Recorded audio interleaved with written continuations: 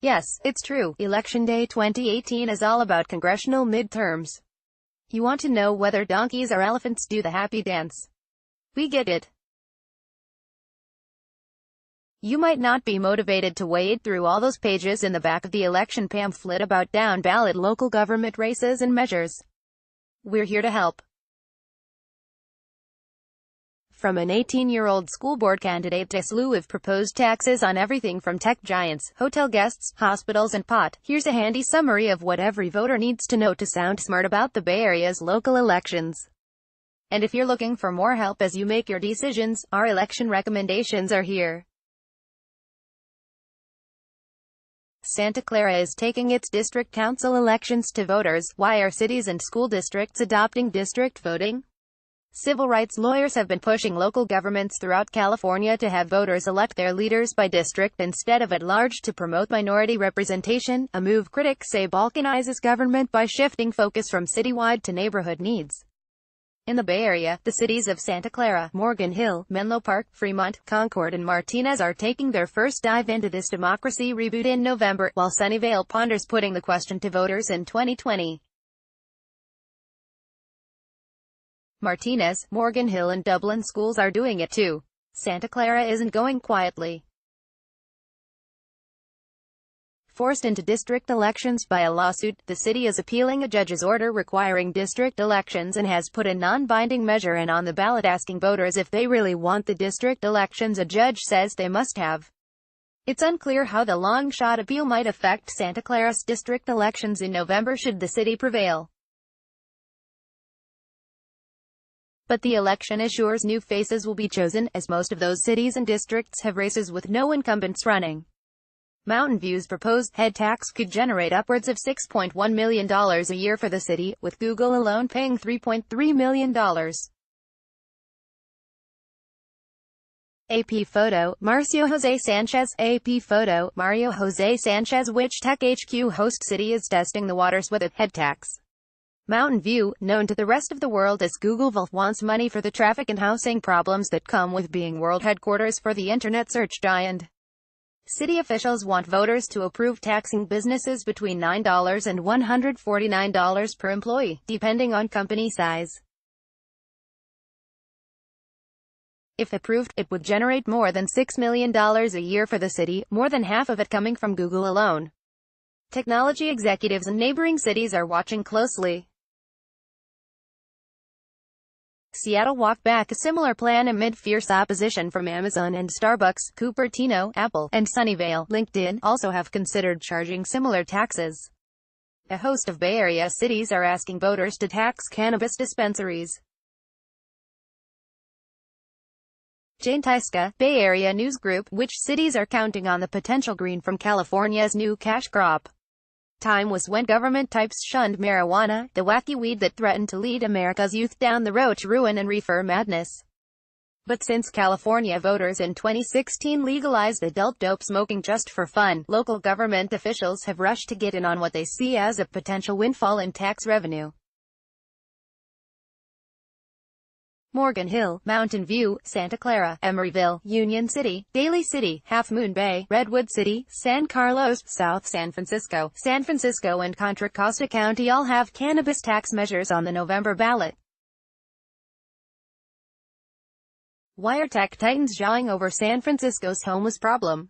Things have to get really bad for business executives to spend big money promoting a costly tax on their companies.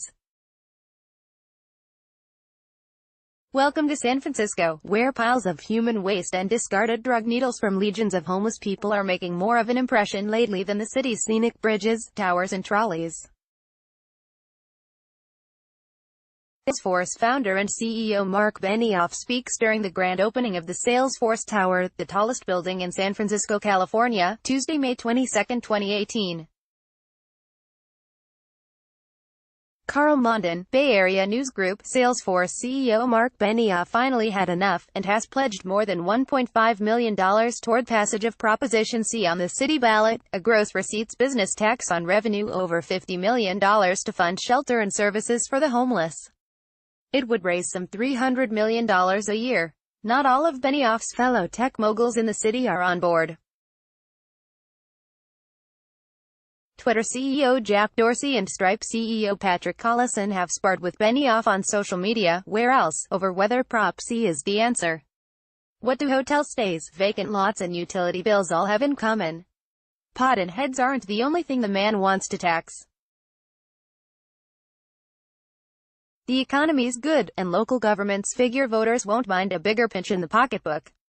So revenue measures abound.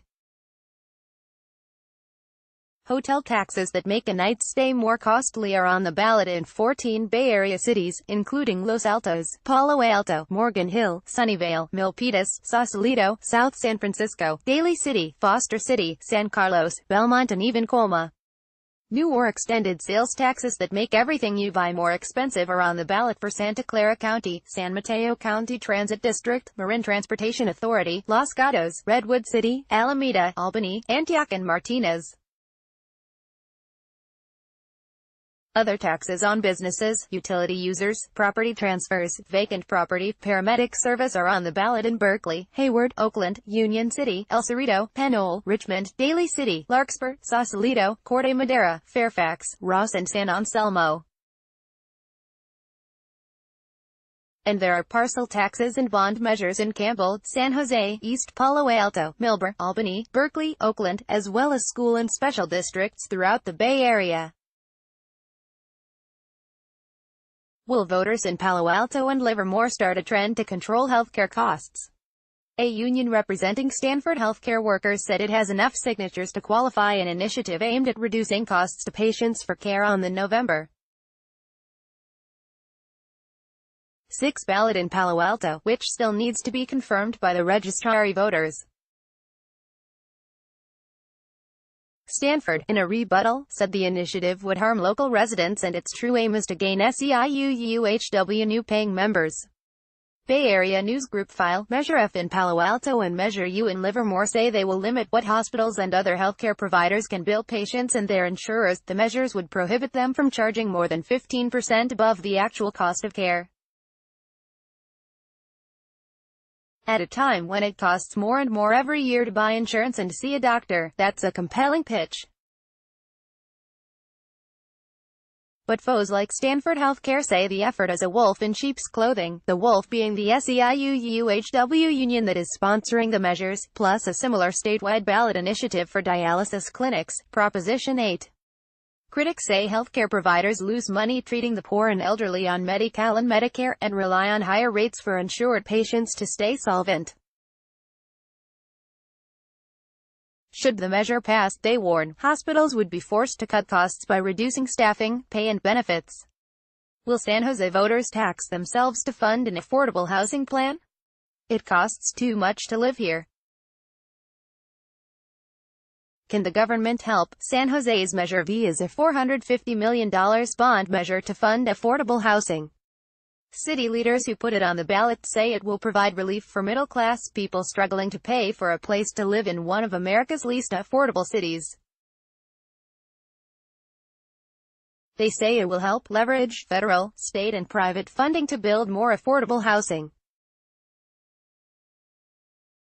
If approved by two-thirds of voters, it would cost property owners $41 a year per $500,000 of assessed value over 40 years, and renters would likely see those costs passed on to them as well. Critics like the Silicon Valley Taxpayers Association argue making housing more expensive with bond payments isn't helping, and blame high housing costs on government red tape. Berkeley has its own $135 million bond measure aimed at affordable housing. This comes on top of Proposition 1, a statewide $4 billion affordable housing and veteran homeownership bond measure. Oakland Mayor Libby Schaaf speaks to the media about immigration on Wednesday, March 7, 2018 in Oakland, Calif. Eric Crabb, Bay Area News Group. Will Oakland voters back Mayor Libby Schaaf for another term? Two of the Bay Area's three big city mayors can rest easy this fall. San Jose Mayor Sam Liccardo and San Francisco Mayor London Breed won in June. That leaves Oakland's Libby Schaaf, who has drawn 9 re-election opponents. Since Schaaf took office in 2015, there has been the deadly 2016 ghost ship fire exposing deficiencies in city fire safety inspections. There was a police sex scandal and succession of new chiefs. The Warriors and Raiders teams are leaving, and the Athletics ballpark plan is mired in uncertainty. The city's finances remain a mess. But Schaaf, who succeeded the unpopular Jean Quan, faces a comparatively weak field of challengers to her left, the most prominent of which is Cat Brooks, who has been criticized for divisive protest tactics. Schaaf has been credited for a more realistic view than her rivals of the challenges facing her city, as well as being a visible Oakland booster unafraid to take a tough stand. She was criticized nationally, most prominently by the Trump administration, for jeopardizing public safety by warning of imminent federal immigration sweeps, a move that no doubt boosted her appeal locally. Oakland's ranked choice voting system complicates matters as voters may be encouraged to take chances on long-shot contenders. Can a teenager claim a seat on a local school board? There's been a lot of talk about getting young people involved in politics. One place that's working is Antioch, where Shagufa Khan, 18, and Ellie Householder, 25, are among 6 contenders for 2 open seats on the 5-member Antioch Unified School District Board. They consider themselves running mates, a youth slate. Antioch Chamber of Commerce Youth of the Year recipient Shagufa Khan is running for a seat on the Board of Trustees of the Antioch Unified School District while starting her first semester this fall at Los Medanos College. Photo courtesy of Shagufa Khan. Their rivals include former mayor and school trustee Mary Rocha, retired banker Jim Davis, 20-year school volunteer Candida Gonzalez Amigo, and Clyde Lewis Jr., a parent and education administrator. Khan, who is starting at Los Medanos College, said she and Householder, an educational consultant, share similar goals of improving school facilities, teacher diversity and student achievement. Why are San Jose's mayor and city council relinquishing the power to set their own salaries? Elections are usually about who governs, not who decides their pay. But San Jose leaders are asking city voters to remove the mayor and council members' authority to decide their own salaries. They have framed their proposed Measure U charter amendment as a reform to prevent elected officials from hiking up their own pay. But their concern is quite the opposite. Currently, an appointed city commission recommends salary increases for the mayor and council, which votes whether to accept them or something less. City leaders want those raises, but don't want their own fingerprints on them. If approved, Measure U would leave the council pay decision in the commissioner's hands. The city's current system is much like San Diego's, while the proposed changes would be similar to the way it's done in San Francisco, Oakland and Sacramento.